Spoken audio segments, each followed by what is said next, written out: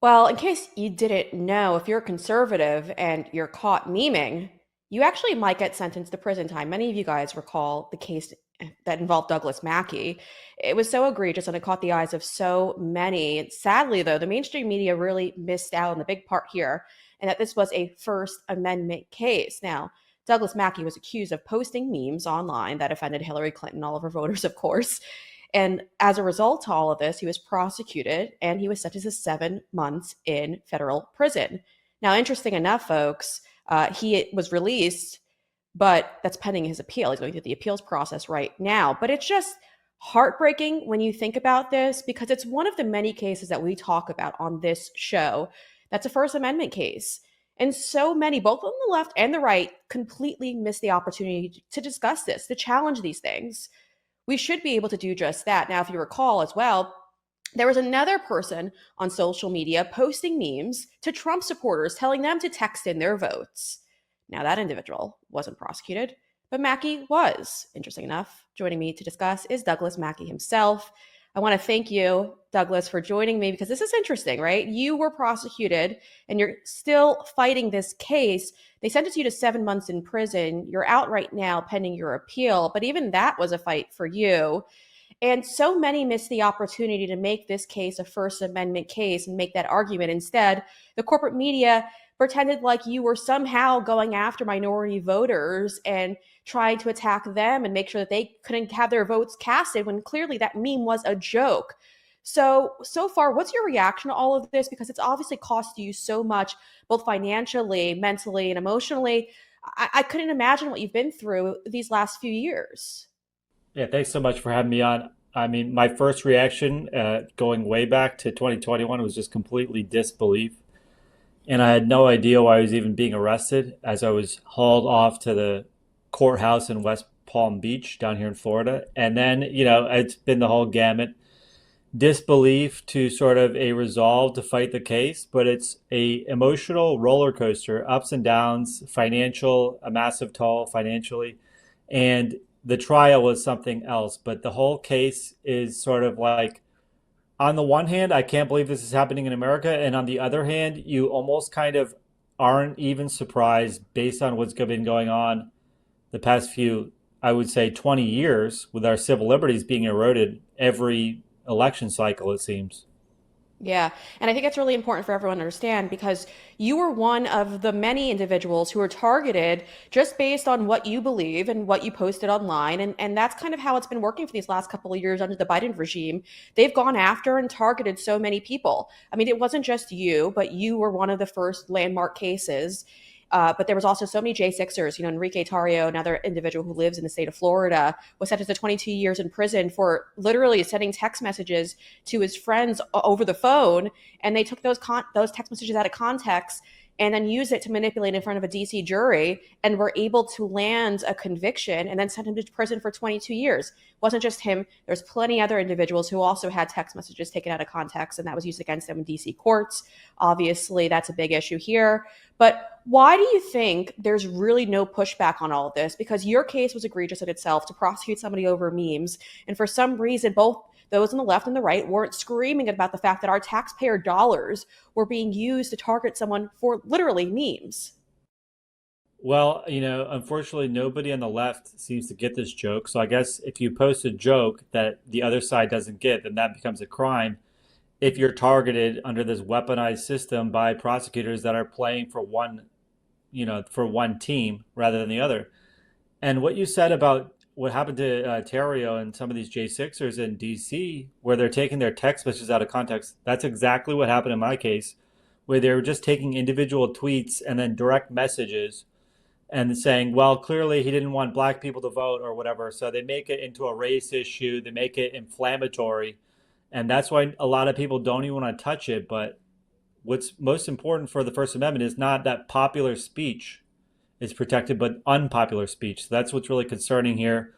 Besides conservatives, not a lot of people are even bringing this up, except for I have to give them a lot of credit. The only people bringing up the infringement that this represents on satire and the chilling effect is the Harvard Law Review, which had a great journal about this case. It's really kind of sad that we've come to this point in this country. Yeah, it is really sad. And we're constantly seeing people targeted through this lawfare. And I think it's really important to highlight what it's like to be an average American on the receiving end of all of this. So, walk us through just some of the struggles that you've had to endure since the DOJ decided to target you. Yeah, so you can just imagine 7 a.m. in the morning, you get a knock on your door. FBI open up. There's four FBI agents, a handful of local cops, for the ride along, and just having absolutely no idea. They say we have a warrant for your arrest. Say for what? And they say you have to go to the courthouse to find out.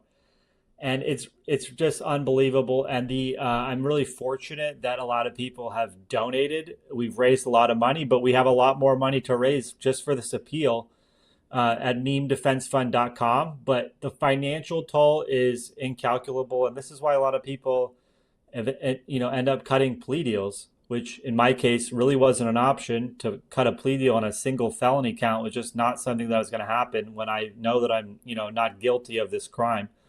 So the toll is tremendous, and the impact on even family and friends at first. I mean, eventually they come around to see it my point of view, and they come. My family was at the trial and they couldn't believe what was happening. At first, you read the DOJ press release, they're like, "Wow, this is a serious crime. What have you done?" Blah blah blah, and then they're like, "Wow," they couldn't believe how this whole thing was put together, manufactured. They brought in this crazy testimony and these they had brought in a cooperating witness who was just completely lying on the witness stand.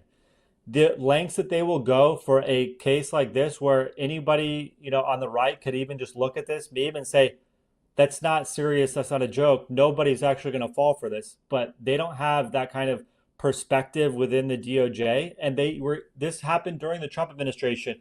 The career prosecutors were hiding it from the Trump appointees. I even have, I even have lawyers on my appeals team now who were in the DOJ. They completely, on the civil division, completely, this was hidden from them. They can't believe that this case went through. It said, if this case came up to my desk, I would have, said, I would have laughed and said, what the heck is this? So it's unbelievable what's happening.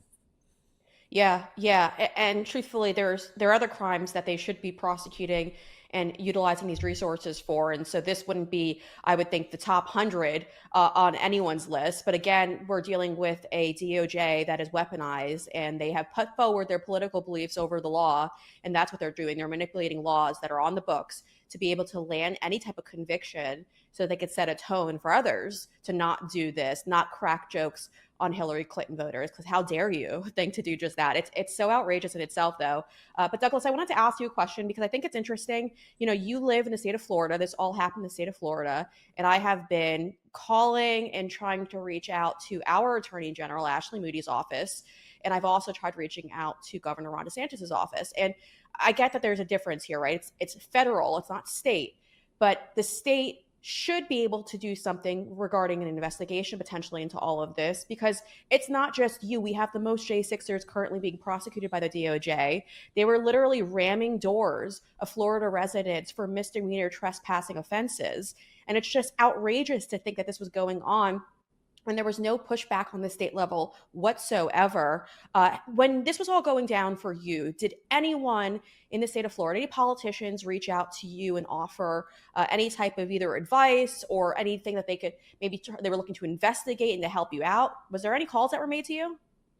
So no one's been in touch with me in the state of Florida. I mean, it certainly would be welcome. It seems like we could get some civil rights investigations or whatever. So anybody can reach me on X, but no, nobody's reached out to me at this point. Yeah, yeah, I would highly recommend they do.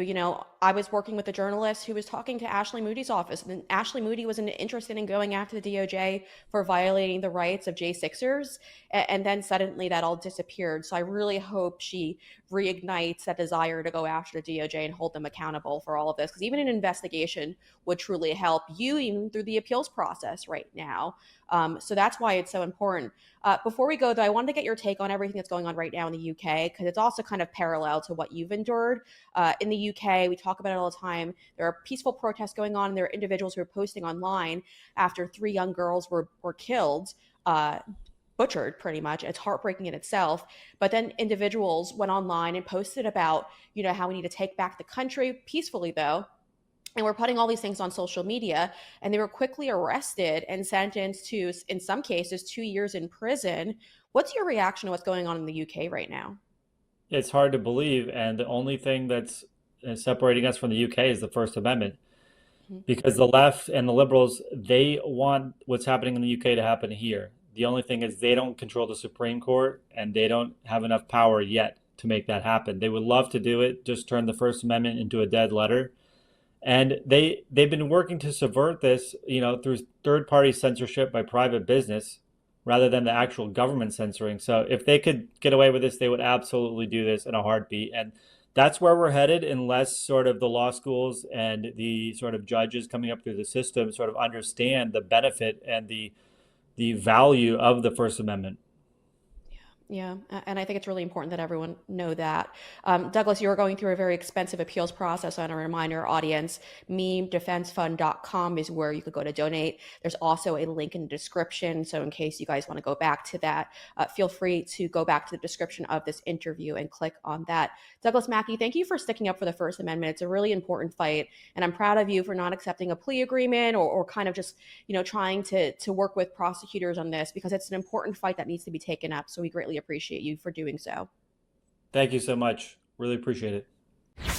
If you're a fan of my work, I greatly appreciate it, of course, because it's very, very hard to work in the independent world. As many of you guys know, I left the corporate media world and have since brought my talents forward without any of the influence of the corporate media hacks, corrupt companies. And it's only possible because of viewers like you. And I don't say that because I want to sound like PBS, of course. But seriously, this show is only possible because of people like you at home right now who are watching and want to keep it up and running. And literally, you guys are the source of income when it comes to pushing this show and hiring staff and keeping us up. So if you'd like to support my work as an independent journalist, we've set up this platform for you.